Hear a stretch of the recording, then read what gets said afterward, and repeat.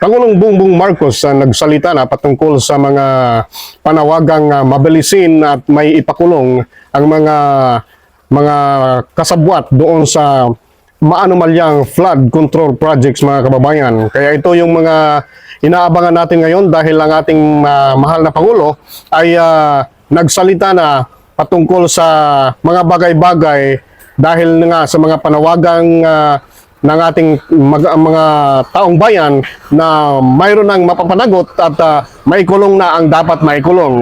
Pakinggan natin, mga kababayan, ang panayam sa ating ng ating bagong Pangulo, ang panayam sa ating Pangulo patungkol sa mga panawagang ito, mga kababayan. Our 5 minutes correction. How satisfied are you with the performance of ICI, and do you think we need the Independent People's Commission under the Senate Bill 1215 proposed by, I think it was Senator Ito?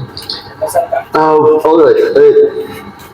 We have to remind people that we have now moved from the political arena to the legal one.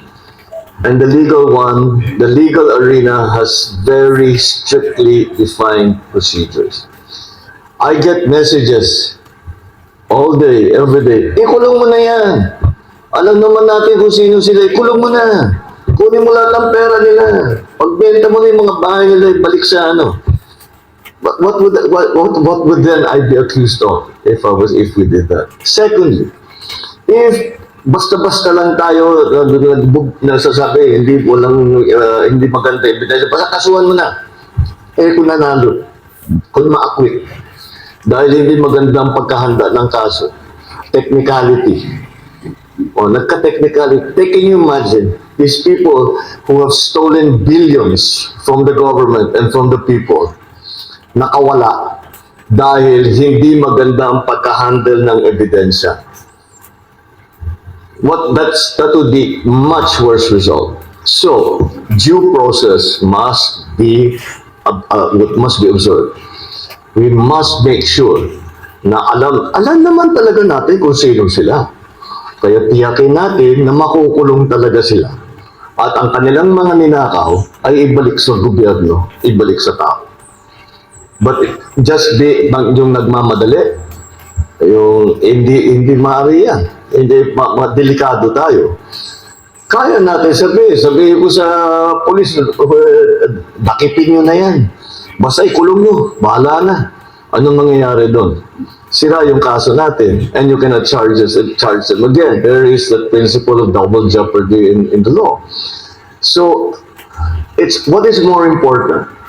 That we just file cases. Basta sige lang. Remember, nobody has gone to court yet. There's no conviction yet. And the court, marami pang, what is the process? Pagka binigyan yung may complainant sa ombudsman, sa DOJ, may preliminary investigation pa. Magbubuo ng investigasyon. Kailangan matibay-tibay yung ebidensya. Kasi kung hindi matibay yung ebidensya, makakawala yun, ma-acquit yun. Kaya tiyakin natin na matibay yung ebidensya. Hindi madaling gawin yun. Dahil yung... Ayan, mga kababayan, no, yan ang panawagan ng ating presidente na kailangan ay magkaroon din ng due process at talagang dapat ay matibay at solido, mga kababayan, ang ebidensya na iaakyat doon sa husgado. Kaya nga, sabi niya ay huwag nating madaliin. Kung mamadaliin natin, kaya nga ng sinabi niya, ay kayang-kaya niya naman. Ipahuli ka agad, ipakulong ka agad, pero walang due process. Anong mangyayari? Ay siyempre, pagdating ng panahon, hindi solid yung mga ebidensyang hawak ng ating ombudsman, ng ating gobyerno. Siyempre, sabi niya, ay magkakawala. Sayang ang pagkakataon dahil mayroong tinatawag na double jeopardy. Hindi na pwedeng kasuhan na kung nakaligtas na siya sa unang kaso ng ngayon. So ibig sabihin, yan ang gusto ng ating Pangulo sa ating mga kababayan na talagang hindi na mapipigilan dahil nga gustong-gusto na nilang may panagot dyan sa mga mga flood control projects na yan, mga anomalyang mga proyekto na yan, ay sabi niya ay antay-antay lang mga kababayan at darating din tayo dyan.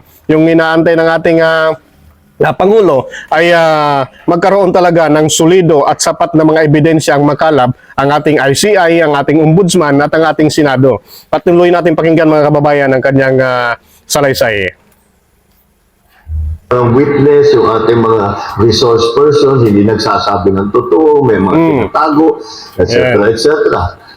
Kailangan ma-extract yun sa kanila, yung informasyon na yun, para gawing ebidensya, para madala sa kung saan man, sa sandigan, sa ombudsman, ito na yung kaso.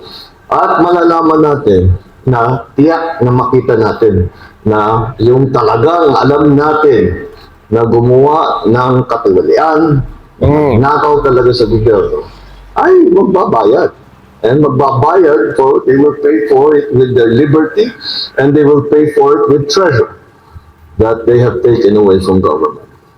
I think it's more important that we get one chance at this. Isa lang ang chance natin. We cannot waste that opportunity to bring justice to those people, to bring those people to justice, and to bring justice to the Filipino people. So, Ayan mga kababayan, no? Sabi ng ating Pangulo ay we only have one chance to bring justice, no? Para maidala sa tamang hustisya ang mga bagay-bagay, lalo na itong korupsyon na ito mga kababayan, para magkaroon ng tamang hustisya at mailatag doon sa ating mga kababayan. Kaya nga, ito yung dapat nating maisaalang-alang mga kababayan sa mga nananawagan dyan patungkol sa madaliin ang pagpapakulong sa mga gustong sa mga kasabwat ng mga anomalyang ito. Ay sabi ng ating mga mahal na Pangulo ay antay-antay lang tayo, hindi natin mamadaliin kasi gusto nga niya matibay ang ebidensya mga kababayan. Ayan, at ito rin po si Kuya Ran, sa maraming salamat at magandang umaga sa inyong lahat.